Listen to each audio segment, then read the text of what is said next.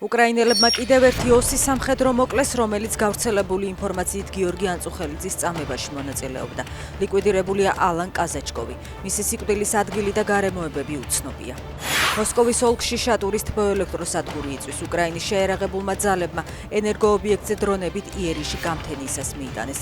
შატურის სახელმწიფო თბოელექტროსადგური ერთ-ერთი უძველესი და უდიდესია რუსეთში. ადგილობრივები მინიმუმ 5 თავდასხმის შესახები უწყებიან. რუსეთის სურვილების სია თუ ამერიკის მიერ მომზადებული სამშვიდობო შეთანხმება. 28 პუნქტიან გეგმასთან დაკავშირებით ვაშინგტონიდან სხვადასხვა ინფორმაციები ვრცელდება. სენატორების თქმით, მარკო რუბიომ მათ სატელეფონო საუბარში უთხრა, რომ დოკუმენტი ტრამპის ადმინისტრაციამ რუსული მხარისგან მიიღო და ის მოსკოვის სურვილების სიაა. თუმცა მოგვიანებით მან X-ზე დაწერა, რომ სამშვიდობო წინადადება შემუშავებულია ამერიკის მიერ და ეფუძნება რუსეთისა და უკრაინის მხრიდან მიღებულ ინფორმაციებს. თავად დონალდ ტრამპის თქმით, უკრაინისთვის შეთავაზებული გეგმა საბოლოო ვარიანტი არ არის.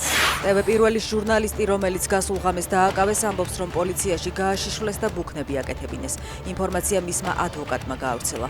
გიორგი მამნიაშვილი აქციის მიმდინარეობისას აიყვანეს. გასულ ღამეს პოლიციამ აქცია მსვლელობის 8 მონაწილე დააკავა.